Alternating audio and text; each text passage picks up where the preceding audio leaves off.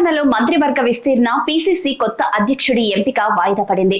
పలువురు కోసం పార్టీలో పోటీ ఎక్కువ ఉండటం, కాంగ్రెస్ పెద్దలు పార్లమెంట్ సమావేశాల నేపథ్యంలో బిజీగా ఉండటంతో ఈ విషయంపై మరోసారి చర్చించాలని భావించినట్లు తెలుస్తోంది.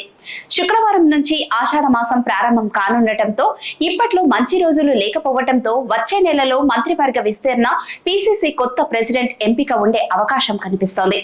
గురువారమే మంత్రివర్గ విస్తరణ పీసీసీ అధ్యక్షుడి ఎంపిక ఉంటుందని లీకులు వచ్చాయి. CM Revanth Reddy, deputy CM బట్టి విక్రమార్కలు హుటాహుటిన ఢిల్లీ వెళ్లటంతో గురువారమే ఇందుకు ముహూర్తంగా పార్టీ శ్రేణులు భావించాయి. మంత్రివర్గంలో చోటు ఆశిస్తున్న ఆశావాహులు కూడా ఢిల్లీ స్థాయిలో చివరి వరకు లాబియింగ్ కొనసాగించాలని ఏఐసీసీ అధ్యక్షుడు మల్లికార్జున ఖార్గే అపాయింట్మెంట్ కోసం నిరీక్షించారు. అదే సమయంలో పీసీసీ పదవి కోసం పలువురు నేతల్లో తీవ్రమైన పోటీ నెలకొంది. పీసీసీ అధ్యక్ష పదవి ఎస్సీ, ఎస్టీ, బీసీ నేతల్లో ఒకరికి ఇవ్వాలని ప్రాథమికంగా నిర్ణయించారు. దీంతో ఎస్సీల నుంచి అడ్లూరి లక్ష్మణ్, ఎస్టీల నుంచి ఎంపీ బలరాం నాయక్, బీసీల నుంచి మధు యష్కి, మహేష్ కుమార్ గౌడ్లు పోటీ పడుతున్నారు.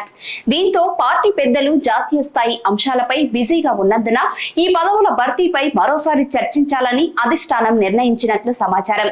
దీంతో కొద్ది రోజులుగా తెలంగాణలో పదవుల భర్తీపై ఢిల్లీలో నెలకొన్న హడావిడి ఎటూ తేలకుండానే ముగిసినట్లు అయ్యింది.